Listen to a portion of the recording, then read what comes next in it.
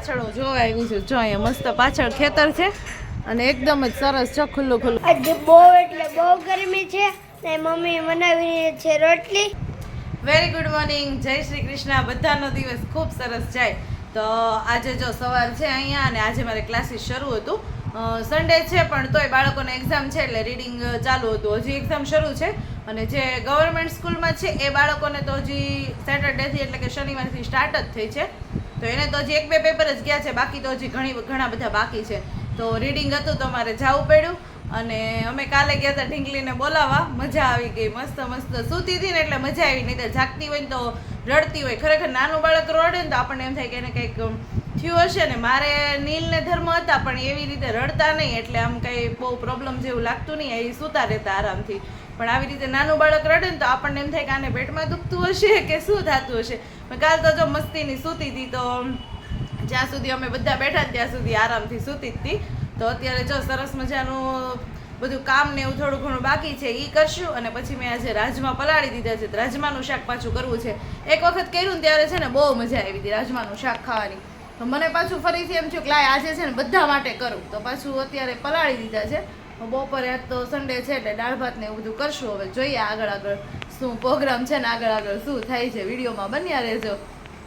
બપોરનો સમય થઈ ગયો અને જો રસોઈ બની ગઈ છે. હવે ખાલી બસ રોટલી જ બનાવવાની બાકી છે. તો અહીંયા જો મેં બનાવી દીધું છે સરસ મજાનું રાજમાનું શાક. અહીંયા દાળ ઉકળે છે. સંભારામાં જે છે મરચાં છે, કાંદા છે, આમાં ભાત છે અને જો આજે જેમ નાની મટુકી આવે ને એમાં દહીં મેળવી દીધું એટલે મસ્ત મોળું થાય અને ઠંડુ રહે. અહીંયા જો સલાડ કાપીને મૂકી દીધું છે. હવે આટલી વસ્તુ બની ગઈ છે. હવે બધા જેમ ધીમે આવે રોટલી બનાવવા માંડું. છાશ દો, હાલો દો. ધીમે બસ હવે રોટલી બનાવવા માંડું એટલે જેમ બધા આવતા જાય એમ જમતા જાય. અમે જો થોડાક ફ્રી થયા તો બેનના ઘરે બેસવા આવ્યા છીએ. પણ મસ્ત અહીંયા પાછળ હું જોવા આવી છું. જો અહીંયા મસ્ત પાછળ ખેતર છે અને એકદમ જ સરસ છે, ખુલ્લું છે. અહીં ખેતરમાં કોઈક કામય કરે છે. જો અહીંયા સરસ છે, ખુલ્લું બધું મસ્ત કંઈક ફાર્મ જેવું લાગે છે. જો અહીં સંભળાય છે હોત સુરત દાદા દેખાય છે. સનસેટ થાય છે મસ્ત. એ ધર્મ તને સુરત દાદા દેખાડું. જો અમાર ધર્મ ને સુરત દાદા જોવા આવ્યો છે. જોવા છે સુરત દાદા હે આ સુરત દાદા ખાલી દો હા દઈ દે બસ. જો કેવું ઘર છે કા મસ્ત થઈ ગયું. ચા બાકી ગયા. કામ એ પાછું કામ અમે જો ઘરે આવી ગયા ને મમ્મી બનાવે છે ઊંધિયું. કેમ કે ફઈની આજ રોકાવાના છે બહુ ઝાઝા દિવસે. જો ફઈ અહીંયા બેઠા છે, મેથી સુધારી દીધી.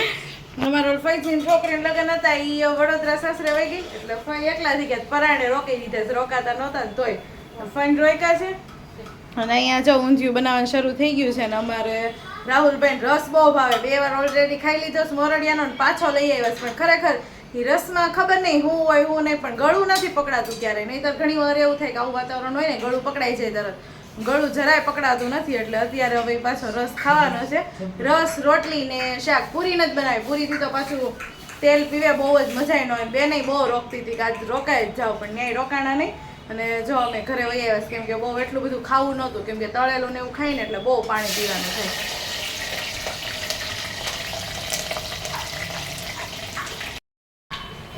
આજે બહુ એટલે બહુ ગરમી છે ને મમ્મી બનાવી છે રોટલી.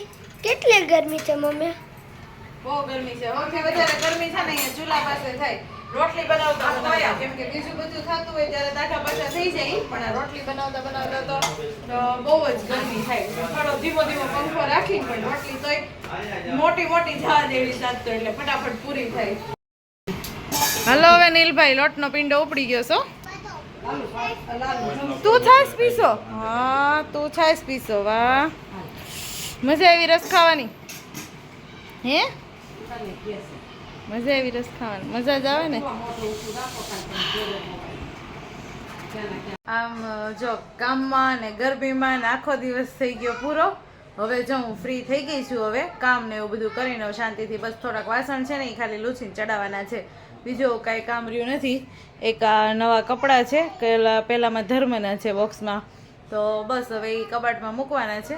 એટલું કામ રહ્યું છે ને અમારી ઘડિયાળ છે ને બંધ થઈ ગઈ હતી તો અત્યારે 2:15 વાગ્યા છે કેમ કે બંધ થઈને જ્યારે 11:30 થયા પછી ખબર નહીં ઓટોમેટિક જ ચાલુ થઈ ગઈ. જો અત્યારે 2:15 વાગ્યા છે.